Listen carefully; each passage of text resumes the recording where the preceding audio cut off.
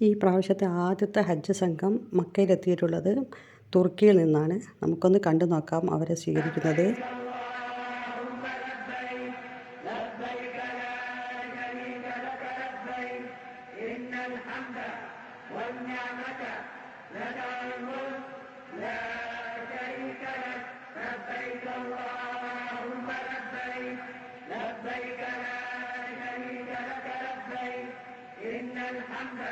ഹാജിമാരെ സ്വീകരിക്കുന്നതിൻ്റെ മുന്നോടിയായിട്ട് കഅബത്തിൻ്റെ കിസ്വ മാറ്റുന്ന ജോലികൾ നമ്മൾ ഇതിൻ്റെ മുൻപത്തെ വീഡിയോയിൽ കണ്ടു.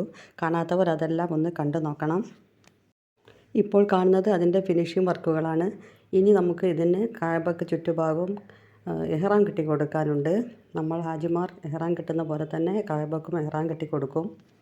ഇപ്പോൾ തുടങ്ങി അത് ഹജ്ജ് കഴിഞ്ഞ് ഏതാനും ദിവസങ്ങൾ വരെ മാത്രമേ ഉണ്ടാവുകയുള്ളൂ. ഇപ്പോൾ ഇതാ ഈ കഅബത്തിൻ്റെ അടിഭാഗത്ത് വൈറ്റ് നിറത്തിൽ കാണുന്ന ഒരു ബോർഡർ ഉണ്ട്, അതാണ് ഇഹ്റാം. ഇനിയിപ്പോൾ നമ്മൾ കാണാൻ പോകുന്നത് കഅബത്തിൻ്റെ വാതിൽ തുറക്കുന്നതാണ്. മാഷാ അല്ലാഹ്.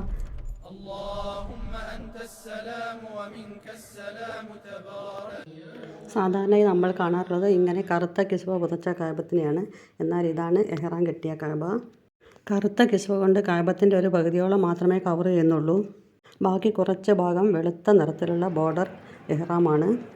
അതിൻ്റെ താഴെ കഅബത്തിൻ്റെ ചുമര് തുറന്നാണ് കിടക്കുന്നത്, മൂടിയിട്ടില്ല.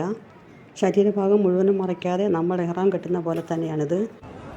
കിസ്വയൊക്കെ മാറ്റി ഇഹ്റാം കെട്ടിയ ഹജ്ജിന് പൂർണ്ണ സജ്ജമായ കഅബയുടെ ചുറ്റും ആദ്യത്തെ ഹാജിമാർ തവാഫ് ചെയ്യുന്ന ഒരു രംഗമാണ് കാണുന്നത്. മാഷാ അല്ലാഹ്. ഒരു താരത്തിൽ സുഗന്ധദ്രവ്യങ്ങൾ പുകയ്ക്കുന്നത് കാണാം. മാഷാ അല്ലാഹ്. ഇതെല്ലാം ഒരു വല്ലാത്തൊരു അനുഭൂതി തന്നെയാണ്.